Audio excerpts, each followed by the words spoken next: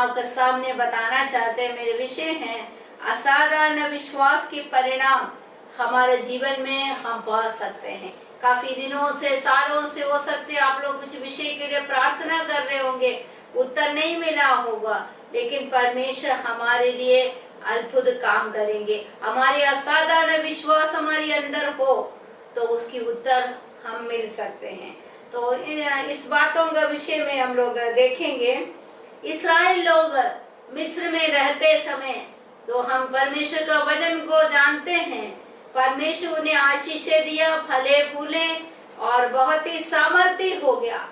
तो इसी कारण से मिस्र का राजा उनको, इस्राएल लोग को परेशान करने लगा, दुख देने लगा। तो इस दुख के कारण से इस्राएल लोगों ने परमेश्वर से प्रार्थना की। जैसे हम लोग पवित्र वचन में निर्गमन की पुस्तक में सब पढ़ते हैं, उन लोगों ने प्रार्थना की, परमेश्वर उसकी प्रार्थनाओं को सुना, प्रार्थना सुनकर उसको उत्तर परमेश्वर ने दे दिया है। और उसके लिए हम लोग एक दो वचन को पढ़ेंगे। उत्तर दे के वायदा किया है, उन वायदा को हम लोग पढ़ेंगे। निर्गमन की पुस्तक 3 अध्याय उसके 8 पद देखेंगे, उसके बाद 17 पद भी। उधर आया हूँ कि उन्हें मिस्रियों के वश से छुड़ाऊं और उस देश से निकालकर दूध और मधु की धाराएं बहती हैं, अर्थात कनानी, हित्ती, एमोरी, परिज्जी, हिब्बी और यबूसी लोगों के स्थान में पहुंचाऊं। उसका 17 पद भी देखिएगा, 3 अध्याय की 17 पद भी। और मैंने ठान लिया है कि तुमको मिस्र के दुखों में से निकालकर कनानी, हित्ती, एमोरी, परिज्जी, हिब्बी और यबूसी लोगों के देश में ले चलूंगा, जो ऐसा देश है कि जिसमें दूध और मधु की धाराएं बहती हैं। इस 2 वचनों में परमेश्वर की वायदा है। इस्राएल लोग परेशान हो रहे थे, परमेश्वर ने उन लोगों से कहा, मैं इस 7 जातियों का नाम इधर लिखा, इन जातियों का देश में मैं तुम्हें ले चलूंगा। इस प्रकार से परमेश्वर ने वायदा किया है। वायदा करने के बाद एक और वचन हम लोग देखेंगे, आगे इसको ले गया। वास्तव में हम जानते हैं मूसा और यहोशू का नेतृत्व में इस्राएल लोग कनान की ओर, कनान देश जैसे ये जातियों का देश में जा रहा है, उस देश में जाकर उन जातियों को उधर से निकालकर उस देश का अधिकारी बनना जरूरी है। व्यवस्था विवरण की पुस्तक देखिएगा तो अभी हम लोग मालूम है, अभी चलते ही लोग परमेश्वर के वचन के आधार पर कनान की ओर जा रहा है। और व्यवस्था विवरण 7 अध्याय 1 और 2 पद पढ़िएगा। तेरा परमेश्वर यहोवा तुझे उस देश में जिसके अधिकारी होने को तू जाने पर है पहुंचाए, और तेरे सामने से हित्ती, गिर्गाशी, एमोरी, कनानी, परिज्जी, हिब्बी और यबूसी नामक बहुत सी जातियों को, अर्थात तुम से बड़ी और सामर्थी 7 जातियों को निकाल दे, और तेरा परमेश्वर यहोवा उन्हें तेरे द्वारा हरा दे और तू उन पर जय प्राप्त कर ले। तब उन्हें पूरी रीति से नष्ट कर डालना, उनसे न वाचा बांधना और न उन पर दया करना। आप ही लोग पढ़ लेना। कई काम, शादी नहीं करवाना, अपने बेटे को उसको देना नहीं, इस प्रकार से बहुत सारे नियम दिया है। तो ये इधर लिखा हुआ है, ये 7 जातियों को जिस देश में इस्राएल लोग पहुंचेंगे उस देश में से निकालना है। इस बातों को मैं इंट्रोडक्शन में कुछ बातों के लिए कह रहा है। तो इसके मतलब ये जातियों को कनान देश में रहने का अधिकार नहीं है, वो कनान देश में देश में नहीं रह सकता है। इस प्रकार से ये परमेश्वर का नियम है।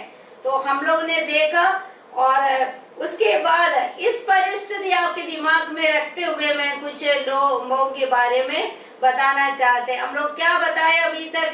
परमेश्वर ने बताया 7 जाति का नाम उधर लिखा हुआ है। इन जातियों को तुम लोग अपने देश में जाएंगे, उसको सत्यानाश करना, उनके साथ कोई संबंध नहीं रखना है, उनको हटा देना है। ये परमेश्वर का नियम है।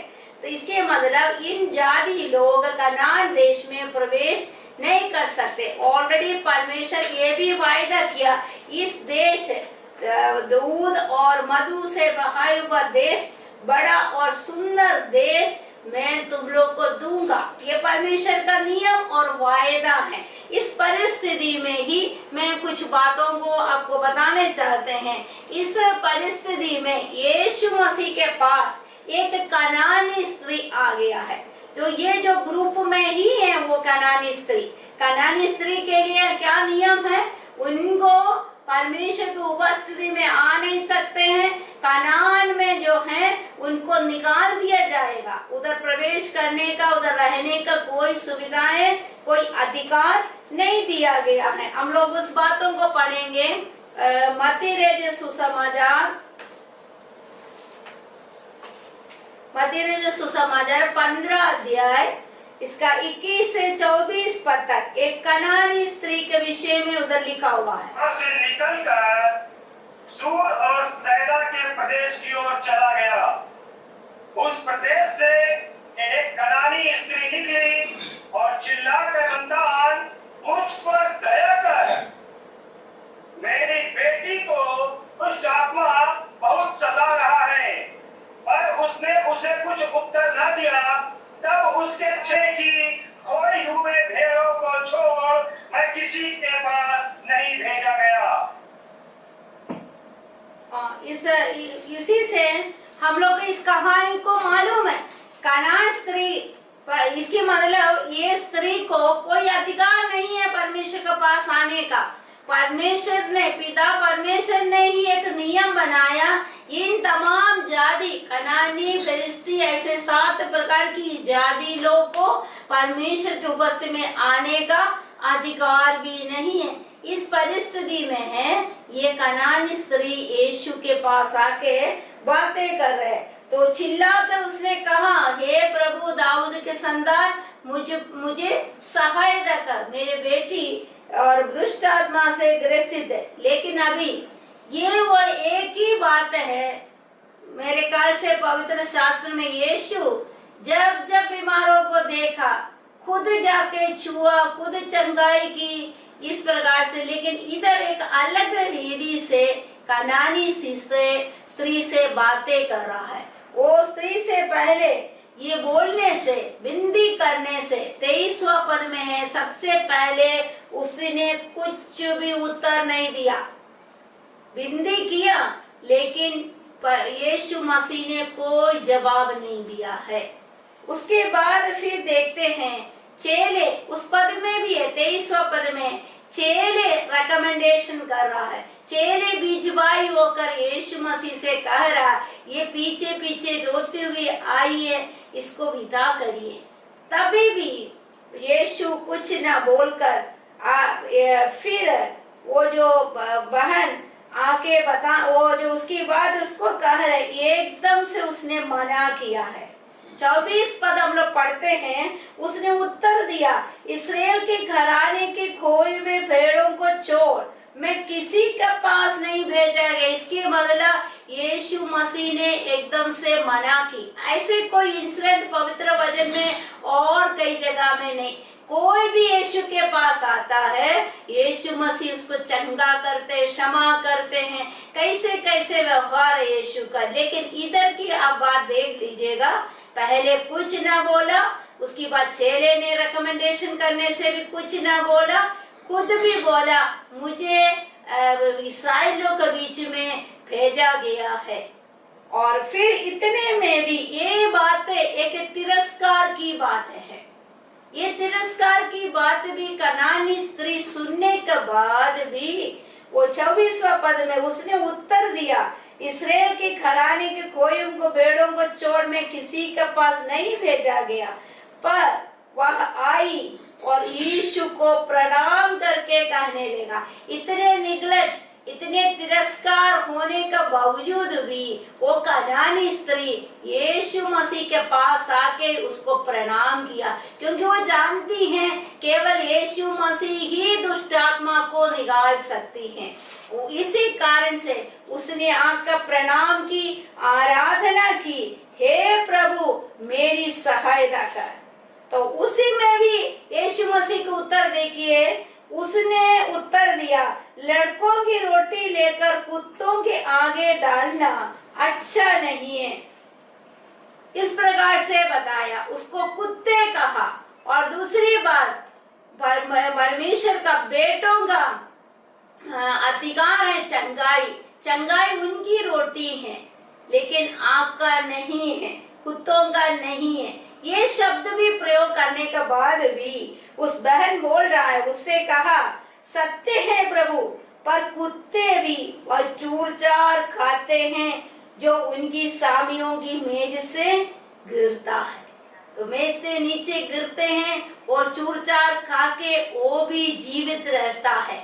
वो मान लिया मैं कुत्ता हूँ, मैं उसके योग्य नहीं हूँ, और इतनी निगलज, इतना तिरस्कार करने के बावजूद भी वो हिम्मत के साथ, दृढ़ता के साथ उनके पीछे रहने से यीशु ने तब कहा, इस पर, इनकी बातों को सुनकर इस पर यीशु ने उसे उत्तर दिया, हे स्त्री तेरा विश्वास बड़ा है। यीशु मसीह उसकी विश्वास को देखकर प्रशंसा कर रहे, तेरा विश्वास बड़ा है, जैसे तो चाहती हैं तेरे लिए वैसे ही हो जा। वो क्या चाहती हैं? उसकी बेटी दुष्ट आत्मा से ग्रसित है, वो चंगे हो जाए, वो चाहती वैसे ही चंगाई पाया। मेरे प्रियो, ये कितने एक अलग इंसिडेंट है, अलग एक बात है, इससे पता चलते कुत्ते की मतलब अविश्वास करने वाले लोग, अविश्वासी लोग। सूर सदैव इस जो ये जब बहन जिस एरिया से आया उस के लोग परमेश्वर के ऊपर विश्वास न करने वाले लोग हैं। और भी परमेश्वर के वचन में कफरनहूम, बथसैदा, ऐसे ऐसे देश में यीशु को भी बड़े बड़े आश्चर्य कर्म नहीं किया, उन पर हाय करके यीशु मसीह कहते हैं। इसके मतलब अविश्वास करने वालों को प्रभु कुछ करने में पसंद नहीं है। तो अगर हमारे अंदर अविश्वास है, हम तो मांगते तो हैं लेकिन विश्वास से नहीं मांगते हैं, उसका प्रतिनिधि करो, विश्वास करो, उसकी प्रतिनिधि करो। उसकी मतलब वो मिल गया करके आपको मुझको विश्वास चाहिए। अगर आपके अंदर विश्वास नहीं, ऐसे ऊपर से हैं, अविश्वास से हैं, तो परमेश्वर को चीज पसंद नहीं है। और कुत्ते के स्वभाव हम जानते, गिरते उड़ते रहने वाले आदत परमेश्वर प्रसन्न नहीं करते हैं। तो हम अपने आप को, अपने जीवन को इसके लिए समर्पण करें। ये कनानी स्त्री, अभी हम लोगों ने पहले ही पढ़ा, ये कनानी स्त्री को प्रभु के पास आने का अनुमति नहीं है, उनको मना ही किया, उसको उधर से निकाल देना। ऐसे हैं क्योंकि उस जाति से कोई प्रभु के पास आ नहीं सकते, फिर भी उनकी बड़े विश्वास उस कनानी स्त्री को चंगाई में लाई। तो यही है, कभी कभी मैंने आज मेरे मन में परमेश्वर ये डाला, कितनी बार हम लोग प्रार्थना करते कुछ विशेष विषय के लिए। मेरे विचारों में आपकी हर प्रार्थना के उत्तर अभी तक नहीं मिला, पूरे 100%। तो कुछ तो लगा होगा। और हम लोग काफी दिन, काफी साल वो बहुत रोते हो, प्रार्थना करते हो, कोई उत्तर नहीं, कोई आहट नहीं, कोई कुछ नहीं समझ में नहीं आता है।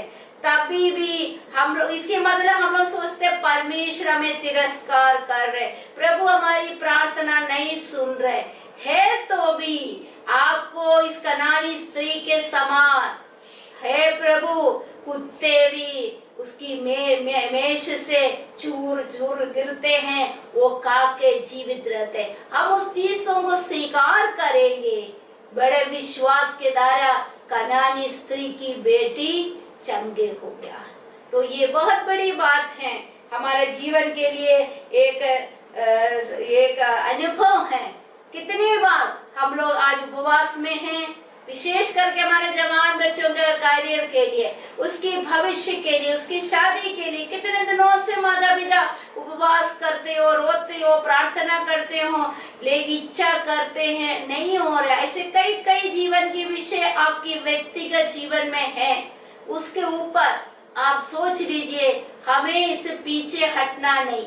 यीशु ने ही मना किया, यीशु ने ही निग्रह किया, तब भी वो हटके चले नहीं गया, ये बड़बड़ा के वापस नहीं गया। ये यीशु मसीह के पास आया तो उसने कुछ ना बोले तो तुरंत तो चले जाना चाहिए बड़बड़ा के, लेकिन उसने नहीं की। चेले विनती करने के बाद भी वो उसने कुछ नहीं किया, वो खुद भी मना किया है। तब भी एक बहुत बड़ी बात है, तब भी उसका पीछे रहकर उसने क्या किया है, आशीषों को पाया। साथ साथ अभी याद आ रहा है, जैसे एक बहन है, एक विधवा बहन अन्यायी नाई के पास, वो अन्यायी है, कभी भी इसकी मुकदमा करके नहीं देंगे, लेकिन बार बार बार जाकर बेशरम होकर हियाव न छोड़ते हुए उनके पास जाने से वो अन्यायी नाई उसको न्याय दिलाए। इस प्रकार से हम परमेश्वर को बार बार सताना है।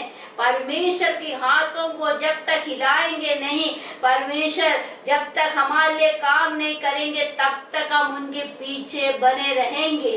तो परमेश्वर के अनुग्रह को, परमेश्वर की आशीषों को हम प्राप्त कर सकते हैं। और इसके साथ साथ अगले 2-3 लोगों के बारे में भी मैं बताना चाहते हैं। एक रूत के बारे में भी हम लोग ने सीखा तो है, लेकिन स्पेशल कुछ बातें उनसे मैं उनके बारे में बताना चाहते। रूत का पुस्तक निकाल दीजिए। रूत भी कौन थे हम लोग देखेंगे। रूत का पुस्तक 1 अध्याय 1 से 4 पद तक पढ़ेंगे तो थोड़ा बहुत उसकी बैकग्राउंड आपको समझ में आएगा। रूत का पुस्तक 1 अध्याय 1 से 4 पद तक। न्यायी लोग न्याय करते थे। उन दिनों में देश में अकाल पड़ा। तब यहूदा के बैतलहम का एक पुरुष अपनी स्त्री और दोनों पुत्रों को संग लेकर मोआब के देश में परदेशी होकर रहने के लिए चला। उस पुरुष का नाम एलीमेलेक और उसकी पत्नी का नाम नाओमी और उसके 2 बेटों के नाम महलोन और किल्योन थे। ये एफ्राती थे, अर्थात यहूदा के बैतलहम के रहने वाले थे।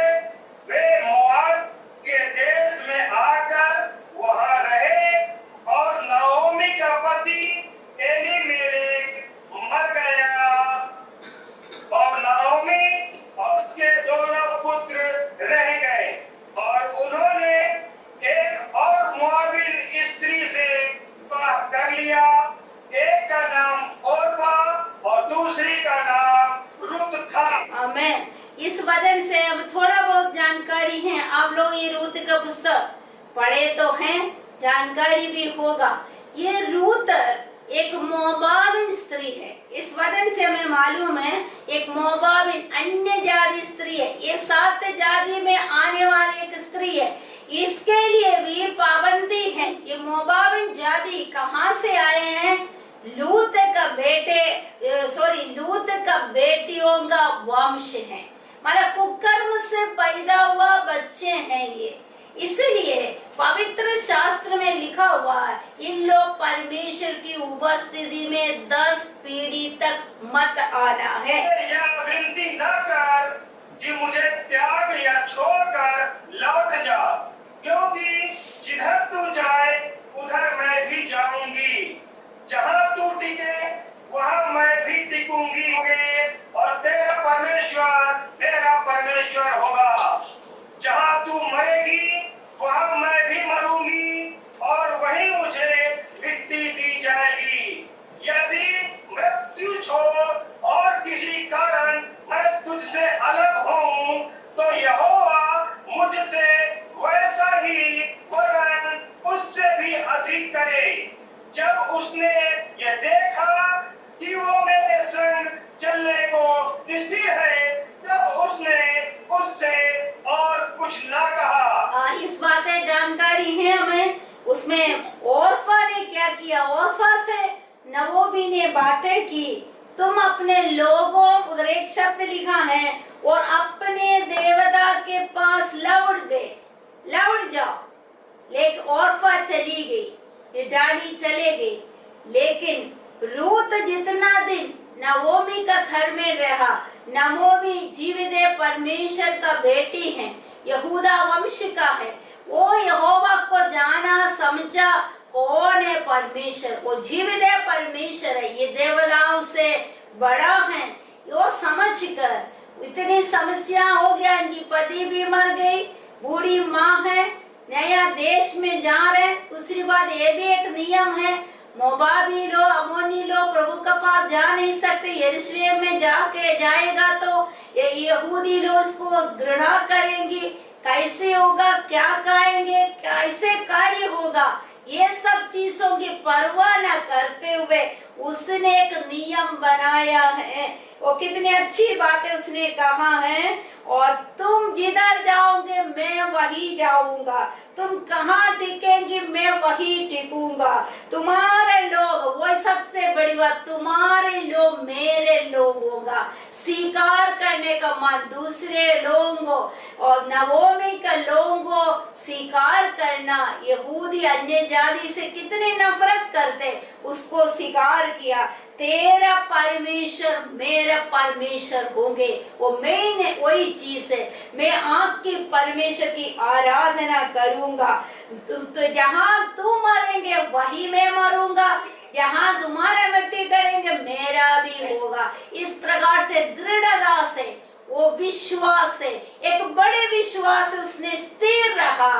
तब क्या हो गया, फिर नवोमी कुछ नहीं बोला। हम लोग सब जानते हैं बाकी कहानी क्या है। नवोमी और ये जो बहन है रूत भी निकल कर आया, इसके अंदर बहुत ही अच्छे स्वभाव है, बहुत अच्छे प्रचार की काम है, मैंने प्रचार कर चुका है इसके बारे में, वो सब हमने नहीं बोलेंगे। आखिरी में एक बड़ा धनी बोवस से उनकी शादी हो गया है।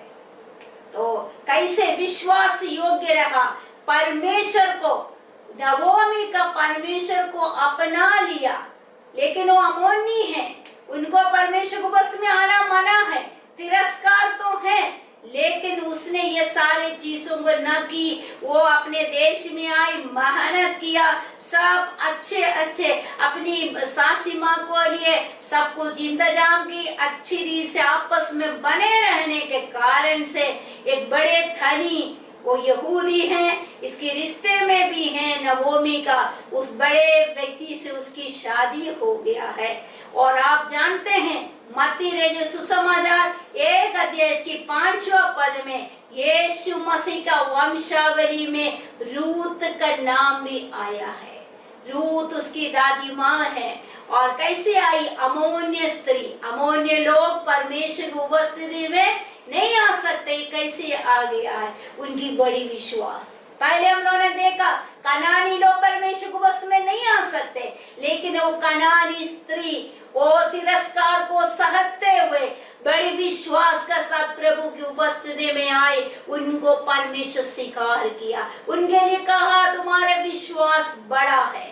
इधर भी हम लोग देखते हैं वो इस प्रकार से रूत का भी जीवन में बड़े विश्वास के साथ ये बड़ा पदवी में वो यीशु मसीह का वंशावली में आने का, उसके रिश्ते में आने का सौभाग्य अवस्था परमेश्वर उसको दिया है। अगले हम लोग देखेंगे तीसरा व्यक्ति के बारे में, साथ लिखा राहाब वेश्या ही लिखा है यहोशू का पुस्तक में, इसके बारे में बताते हैं। यहोशू का पुस्तक निकाल दें, उसकी दूसरा चैप्टर आप पढ़ लेना, उसी से मैं बताऊंगा। यहोशू का पुस्तक दूसरा अध्याय, यहोशू का पुस्तक दूसरा अध्याय में एक यरीहो को वेद करने के लिए लोगों को भेजा, उसी में 12 गोत्र से 12 पहले 2 भेदियों को भेजा। उस 2 भेदियों को छुपा कहाँ पे है? राखाब नाम की वेश्या के घर में है। पहले पद पढ़िएगा तो आपको समझ में आएगा। नून के पुत्र यहोशू ने 2 भेदियों को सिद्दीम से चुपके से भेज दिया और उनसे कहा, जाकर उस देश और यरीहो को देखो। तुरंत वे चलती है और राहाब नामक किसी वेश्या के घर में जाकर सो गए। हाँ, बस। तो वो उसके बाद 9 पद से आप पढ़िएगा। पुरुषों से कहने लगी, मुझे तो निश्चय है कि यहोवा ने तुम लोगों को ये देश दिया है और तुम्हारा भय हम लोगों के मन में समाया है और इस देश के सब निवासी तुम्हारे कारण घबरा रहे हैं, क्योंकि हमने सुना है कि यहोवा ने तुम्हारे मिस्र से निकलने के समय तुम्हारे सामने लाल समुद्र का जल सुखा दिया और तुम लोगों ने सिहोन और ओग नामक यरदन पार रहने वाले एमोरिया के देशों दोनों राज्यों का सत्यानाश कर डाला है। और क्या सुनते ही हमारा मन पिघल गया और तुम्हारे कारण किसी के जी में जी ना रहा, क्योंकि तुम्हारा परमेश्वर यहोवा ऊपर के आकाश का और नीचे की पृथ्वी का परमेश्वर है। अब मैंने जो तुम पर दया की है, इसलिए मुझसे यहोवा की शपथ खाओ कि तुम ही मेरे पिता के घराने पर दया करोगे और इसका सच्चा चिन्ह मुझे दो। ने साफ साफ उस वेदियों को बातें किया है। ये शब्द उसी में है। मुझे बहुत अच्छा लगा। मुझे तो निश्चय है यहोवा ने तुम लोग को ये देश दे दिया। विश्वास से वो कह रही है। वो बहन कौन है?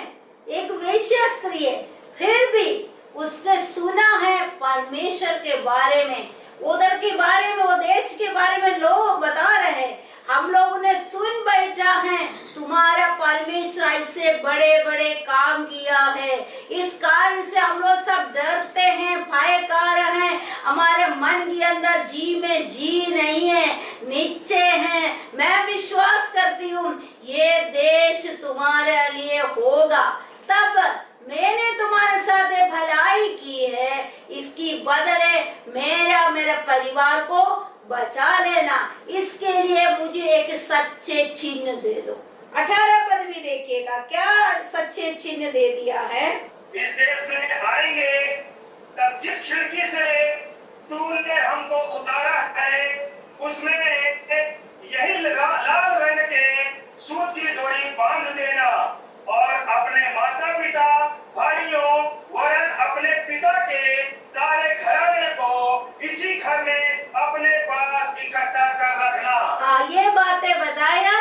एक लाल रंग की सूती एक डोरी है, ये जो खिड़की से आपने हमें निकाला उस खिड़की में बांध के रखना। वो विश्वास से क्या किया है? बांधे रखा। 6 अध्याय में हम लोग मालूम है, 6 अध्याय में यरीहो की पतन हो रहा है। यरीहो का दीवार गिरते जा रहा है। ये दीवार के ऊपर इस बहन रह रही थी। वो बाकी सारे लोग डर रहा है, कांप रहा है, परेशान हो रहे। धीरे धीरे से वो दीवार गिरते गिरते जा रहे। लेकिन राहाब को वेश्या के घर में उसकी अंदर कोई डर और भय नहीं। वो जानते हैं मुझे बताया है मैं लाल रंग की डोरी मेरे खिड़की में बांधे हैं, मुझे कोई विपत्ति नहीं आएंगे। समय पर उन भेड़ी लोग मुझे लेकर मुझे बचाएंगे। 6 अध्याय में हम लोग उस बातों को 17 पद में पढ़ते हैं। और नगर और जो कुछ उसमें है यहोवा के लिए अर्पण की वस्तु ठहरेंगे। केवल राहाब वेश्या और जितने उसके घर में हैं हो वे जीवित छोड़े जाएंगे, क्योंकि उसने हमारे भेजे हुए दूधों को छिपा रखा। हम लोग उस वचन से पढ़ते हैं यरीहो देश के सारे लोग, राजा से लेकर बड़े बड़े लोग तक मर मिट गई, बहन, ये कौन सी बहन है? इनका नाम के साथ जुड़े हुए हैं, ये राहाब वेश्या है, लेकिन उनके अंदर एक विश्वास, जीवदे परमेश्वर का प्रति का डर और भय और विश्वास आके उसने विश्वास से कहा ये देश तुम लोग को दूंगा। मेरे प्रियो, कितना निगलेक्ट है जो वेश्या के शब्द सुन के कोई इसके साथ नहीं देते होंगे, कितने नफरत वाली हैं, लेकिन उनकी बड़े विश्वास उसको बचाया गया है। यीशु ने इसलिए कहते हैं तुम लोग का पहले वेश्याएं और जुंगी लेने वाला स्वर्ग के राज्य में प्रवेश करेंगे। क्यों? ये लोग ऐसे होने से नहीं, ये लोग अपने पापों को, गलती को मानकर अंगीकार करते हैं, यीशु को स्वीकार करते, यहोवा का भय लोग के अंदर आ जाते, वो स्वर्ग राज्य में जाएंगे। हम धर्मी समझ के, जैसे एक धर्मी और पापी का प्रार्थना का समान, उन्हीं का तरह नहीं, इन्हीं का तरह नहीं, मैं वो करता हूँ, मैं ये करता हूँ, मैं 3 बार उपवास करते हैं, मैं दशांश देता, इस प्रकार से अपनी भलाई में भूलते जाएंगे, वो उस देश में प्रवेश नहीं कर पाएंगे। मेरे प्रियो, मैं नेगलेक्ट की बातें बता रहे, तिरस्कार किया हुआ ये राहाब, ये भी कौन है मालूम है? ये रूत का सासी माँ है, और ये भी यीशु मसीह का वंशावली में मत्ती 1:5 में लिखा, इस वंशावली में है, यीशु मसीह का दादी माँ बन गया है। तो उधर आप देख लेना, बाकी हर जगह में राहाब वेश्या लिखा, लेकिन मत्ती ने जो सुसमाचार में पवित्र आत्मा इसकी नाम लिखते समय उसको राहाब लिखा। क्यों? यीशु मसीह का वंशावली में हम आते हैं, हमारे सारे पापों को धोता है, वो हमारे पापों को क्षमा करता है। मनुष्य बार बार हमारे गलती को उठा के दिखाते रहेंगे, पीढ़ी दर खत्म होने के बाद भी कहेंगे, लेकिन यीशु हमारे पापों को शुद्ध करता है। यीशु हमारे पापों को समुद्र के अंदर गहराई में डाल दिया, वो कभी ऊपर नहीं आएंगे। मेरे प्रियो, मैं तिरस्कार लोगों के विषय में बता रहे, लेकिन उनकी विश्वास उसको उस जगह में पहुंचा दिया है। अगले हम लोग देख, और ये राहाब वेश्या के बारे में इब्रानियों का पुस्तक 11 अध्याय 31 पद में भी लिखा, विश्वास के वीरों का जो लिस्ट में राहाब का भी नाम है। इसकी माला वो विश्वास से ये कदम उठाया, विश्वास की वीरों में से उनका नाम जोड़े गया। क्या हमारे अंदर ये विश्वास है? तो हमें भी कितनी अद्भुत काम है। अगले हम एक और व्यक्ति के बारे में देखेंगे, और वो है कालेब। अब लोग सब जानते हैं कालेब का शब्द का अर्थ भी कुत्ते है, अच्छा शब्द नहीं है कुत्ते, लेकिन ये कालेब भी कौन है? अन्य जाति का है, कनान्य है, कनजी वंश का है। वो भी परमेश्वर ने मना किया है, इन वंशों को कनान देश से निकाल डालना है, उसी में से भी है। ये कहां से ऐसे आ गया? जो हम लोग पहले भी पढ़ चुका है, इस्राएल लोग निकलते आया, तभी एक मिली जुली हुई अन्य जातियों में से भी कुछ लोग इस्राएल लोग के साथ साथ निकला है, क्योंकि इन लोगों ने देखा इस्राएल का परमेश्वर, उनकी आश्चर्य कर्म, कैसे कैसे इनको संभालते, कैसे कैसे चलाते, वो देखते देखते इन लोग भी निकल आया, उन लोग के अंदर भी परमेश्वर का डर और भय आया। ऐसे ही निकल के आए एक व्यक्ति हैं कालेब यहूदा गोत्र में। इस व्यक्ति को ही 10 वेदियों को चुनने में एक व्यक्ति चुना गया था। हम सभी जानते हैं इसको, लेकिन हम लोग जानते हैं 20 साल से मिस्र से निकले हुए लोग वो रेगिस्तान में रहते 40 वर्ष का यात्रा के कारण इन लोग कुड़कुड़ाया, बड़बड़ाया, अविश्वास की, बलवा की, सारे लोग मर मिट गया। केवल कालेब और यहोशू परमेश्वर का संग्रह। उसके स्वभाव को हम लोग देखेंगे। ये कालेब एसाव के बच्चे हैं। ये एसाव का बच्चे के मतलब एसाव कनानी और हित्तिया लड़कियों के साथ शादी की उस संबंधों से आए हुए कनजी वंश का व्यक्ति है कालेब। लेकिन परमेश्वर का संग्रह, परमेश्वर के लोगों का संग्रह कर यहोवा का भय माना, पूर्ण विश्वास उसने किया। एक बड़े विश्वास उसके अंदर आया। हम लोग उस वचनों को देखेंगे। गिनती का पुस्तक 14 अध्याय, गिनती का पुस्तक 14 अध्याय उसका 24 और 30 तो इस कारण कि मेरे देश कालेब के साथ और हित्ती आत्मा है और उसने पूरी रीति से मेरा अनुकरण किया है, मैं उसको उस देश में जिसमें वो हो आया है पहुंचाऊंगा और उसका वंश उस देश का अधिकारी होगा। उस वंश बस उसका वंश उस देश के अधिकारी, कालेब और उनकी वंश उस कनान देश के अधिकारी हो गया। मेरे प्रियो, इनके बाकी जाति लोग कनान देश में प्रवेश करना मना है, उनको निकाला जाता, लेकिन इसको इनकी वंश को उधर रहने का और अधिकार भी दे दिया। 30 पद देखिए। उनमें से यपुन्ने के पुत्र कालेब और नून के पुत्र यहोशू को छोड़ कोई भी उस देश में न जाने पाएगा। इसकी वजह मैंने शपथ खाई है कि तुमको उसमें बसाऊंगा। परमेश्वर ने, क्योंकि मिस्र से निकले हुए में से ये 2 व्यक्ति ही केवल वो कनान देश में प्रवेश किया। उसकी 32 अध्याय में देखिए, गिनती का पुस्तक 32 अध्याय 32 अध्याय उसकी 12 पद भी देखिएगा। 32 का 12, नंबर्स चैप्टर 32 वर्स 12। परंतु यपुन्ने कनिजी का पुत्र कालेब और नून का पुत्र यहोशू, ये दोनों जो मेरे पीछे पूरी रीति से हो लिए हैं, ये उससे देखने पाएंगे।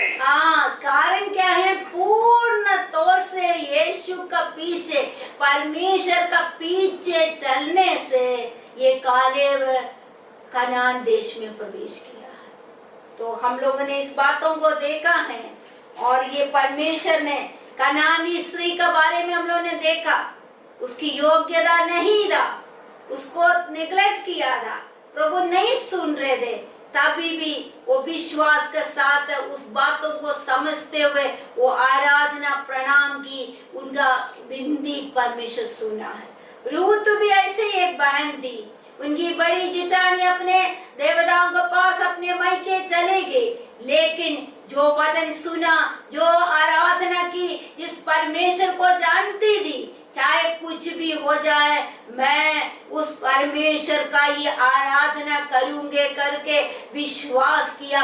उनकी बड़े विश्वास एक बड़े पदवी में यीशु मसीह का वंशावली में आने के लिए योग्य बनाया। फिर उधर ये रूत के लिए बताते 10 पीढ़ी तक लोग प्रभु का पास नहीं आ सकते, उनकी रिश्तेदार कोई प्रभु का पास नहीं आ सकते, लेकिन इस बहन की बड़ी विश्वास उन्हें पहुंचा दिया है। और ऐसे राखा भी ऐसे ही है, वो अन्य जाति स्त्री, लेकिन परमेश्वर का डर इनके अंदर आने से केवल वो नहीं, उनका पूरा कुल को उसने बचा लिया। जो उधर वो यरीहो गिर रहे थे, पूरा राखाब के परिवार के सारे लोगों को पहले निकाल कर बाहर करने के बाद ही उसकी नष्ट किया। उधर लिखा है आगे पढ़ते समय, इस परिवार यरूशलेम में रह रहा है। तो मेरे प्रियो, वो काले भी ऐसे ही है, काले भी विश्वास में पूर्ण मन से परमेश्वर का पीछे हो लिया, एक बड़े विश्वास रखा, उसकी बैकग्राउंड नहीं देखा, तब परमेश्वर ने उसको उस अवस्था में पहुंचा दिया। इब्राहिम को परमेश्वर ने इस प्रकार से जो अपने जीवन में ये आशीषें दिया था, इब्राहिम दर्शन पाकर 15 अध्याय उत्पत्ति 15 अध्याय में दर्शन पाते 15 की 19 और 20 पद में लिखा, एक बड़े लिस्ट है वंशों के बारे में लिखा, ये जातियों का देश तुम्हारे वंश को दूंगा, इस प्रकार से लिखा हुआ है। इब्राहिम से परमेश्वर पहले ही कहा तुम्हारे वंश को, ये जो 7 जाति, 7 से अधिक 10 जाति के नाम लिखा, ये सारे जातियों का देश को दूंगा। इब्राहिम पिता को परमेश्वर ने जो वायदा की, उस वायदा को परमेश्वर पूरा किया है। तो इस्राएल लोग जो संग निकले हुए लोग प्रतापी परमेश्वर की आश्चर्य कारण को सुनकर विश्वास किया, भय माना, उसके जीवन में बहुत ही बड़े जीवन के अद्भुत काम उनके जीवन में देखने पाए। और इसलिए और यीशु का हो सकते है हमारा भी जीवन में प्रार्थना हम लोग कर रहा है, कई विषय में उत्तर ना मिलते, हम लोग निराशा होते हैं। हम लोग कभी कभी क्या करते हैं, प्रार्थना करना छोड़ देता है, फिर नहीं तो ये सोचता है आप परमेश्वर नहीं सुन रहा है क्या, फिर हम लोग ये सोचते हैं परमेश्वर क्या हमें नेग्लेक्ट कर रहे हो, तिरस्कार कर रहे हो। लेकिन हम अपने आप को, अपने पापों को अंगीकार करके, गिड़गिड़ा कर अपने पापों को अंगीकार करके, बुरे चाल से फिरकर परमेश्वर की खोज में बने रहेंगे तो परमेश्वर क्या करेंगे, आश्चर्य कर्म हमारे जीवन में करने वाले परमेश्वर है। विश्वास की मतलब क्या है हम सब जानते हैं। इब्रानियों 11 अध्याय की 1 पद में लिखा है, विश्वास आशा की वस्तुओं की निश्चय है। जो हम आशा करते हैं, इन लोगों ने आशा की, कनान स्त्री आशा की मेरी बेटी की चंगाई, वो देखा नहीं, लेकिन वो निश्चय उसके अंधे की वस्तुओं का प्रमाण उसने आशा की हो गया है। रूत का जीवन में भी वो परमेश्वर को पूर्ण तौर से पकड़े रहा, तो इनका जीवन बदल दिया है। प्रभु उसको ऊंची अवस्था में ले गया। राखाव का विश्वास भी उन्हें बचा लिया है। मेरे प्रियो, इसी प्रकार से कालेब का भी विश्वास उन्हें कनान देश में प्रवेश करने का मना है और वंचित रह सकते थे, लेकिन उनकी वंश लोग नहीं, वो विश्वास से पहुंच गया। क्या हमारे अंदर भी हम लोग विश्वास से प्रार्थना करें, प्रतिदिन करें। विश्वास क्या है? अंधे की वस्तुओं का प्रमाण। आज हम नहीं देख रहा है, उस विषय के लिए हम लोग प्रार्थना कर रहा है और इच्छा रखता है, और अंधे की वस्तुओं का प्रमाण है, वो मिल गया करके हमें विश्वास रखना है, तभी हमारे जीवन में परमेश्वर काम करेंगे। जो परमेश्वर के वचन में इस प्रकार से लिखा है, गड्ढे और खोदो, लेकिन पानी हवा को कुछ दिखाई नहीं दे रहे, कुछ हवाएं नहीं आ रही है, पानी का कोई लक्षण नहीं देख रहेंगे, लेकिन परमेश्वर गड्ढे को पानी से भर देंगे। ये विश्वास से हम मांगे। इतने लोग आज निराशा में हैं। कई लोग बोलते हमने बहुत उपवास किया, बहुत प्रार्थना की, बहुत आराधना की। हम लोग सभी के जीवन में ऐसे होते हैं। क्या कारण है हम नहीं जानते, क्या कमी है, कैसे हम रोते, सब हम लोग बोलते हैं, लेकिन उत्तर नहीं मिल रहा है। निराशा न हो, तिरस्कार परमेश्वर नहीं करेंगे। प्रभु का सामने गिड़गिड़ाइए, रोइए, प्रार्थना करिए, उसको प्रणाम करिए। क्या तैयार है हम लोग? ये जो लोग है बिल्कुल नेग्लेक्टेड लोग था, तिरस्कार किया हुआ लोग था, कोई प्रभु की उपस्थिति में आने का अनुमति ना होने वाले लोग हैं। यीशु हमसे प्यार करते हैं। कीचड़ में से हमें उठा के खड़ा कर देते। हम दलदल में था, कीचड़ में था, हमें कोई लायक नहीं रहा, हमें कोई खूबी नहीं, हमारे कोई बैकग्राउंड भी सही नहीं है, फिर भी परमेश्वर हम पर रहम करते हैं। हमारे विश्वास के द्वारा परमेश्वर काम करेंगे।